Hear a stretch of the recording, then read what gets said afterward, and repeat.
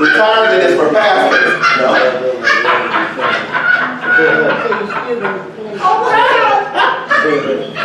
She thought she was done. No.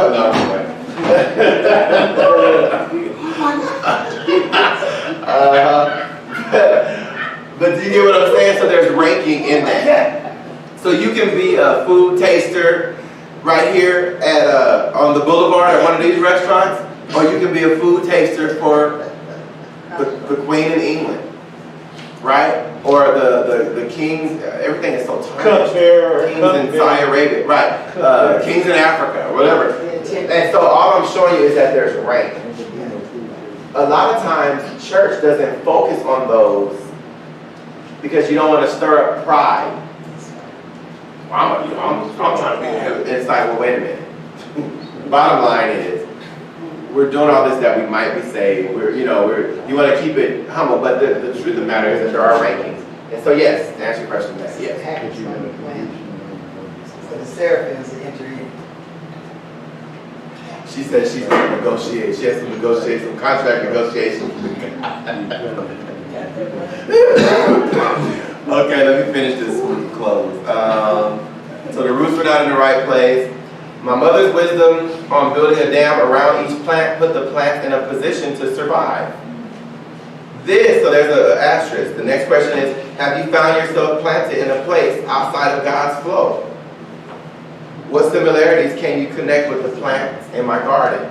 So I'll give you a chance to answer these for next week. How about that? This becomes noteworthy on the effort of the believer must engage to position themselves to receive God's flow of wisdom. We must deal with the ground of our hearts and position ourselves to receive by developing set-aside times to hear from God and to feed on His Word. Worship. That's it. I was just waiting to say.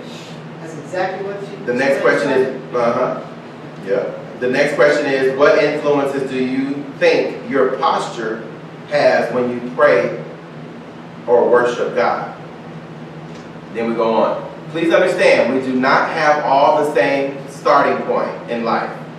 We do not all have the same starting point in life, and some have been given an unfair advantage. But we have a God nature that I'm speaking life to, outside of your race or nationality. We have been adopted into the family of God. And as I prayed for you, God showed me clearly that some of us have just been planted in a bad place. And this is why it is important not to judge ahead of time.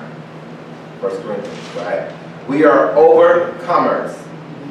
Use this time to reposition your roots. You may not be able to control where you were planted, or where you come from, or the situation that you may find yourself in. But through God's wisdom, you can navigate your roots to a place of prosperity as you intentionally feed off of His Word. Does that make sense?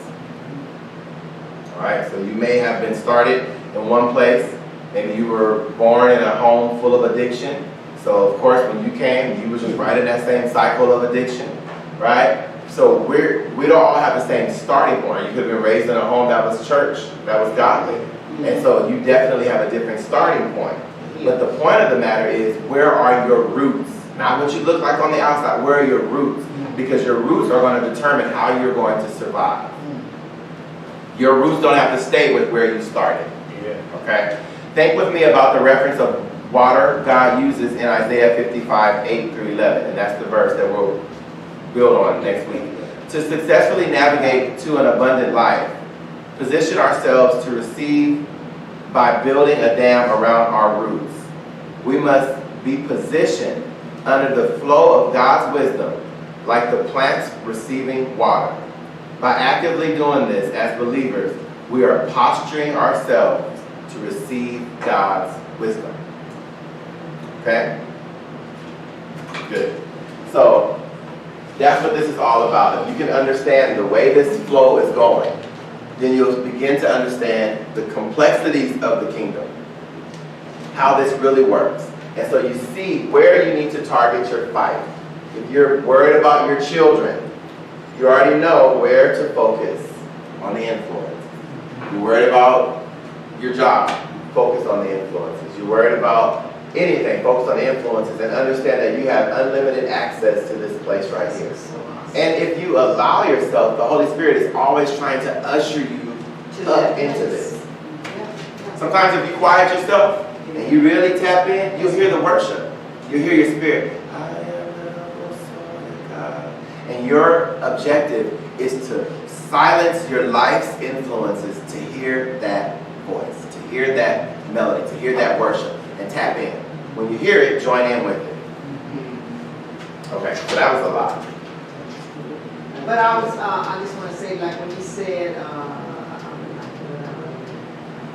about building the dam around. Okay, so you know how you see the neighbors or whatever, like you said, planting, someone's yard just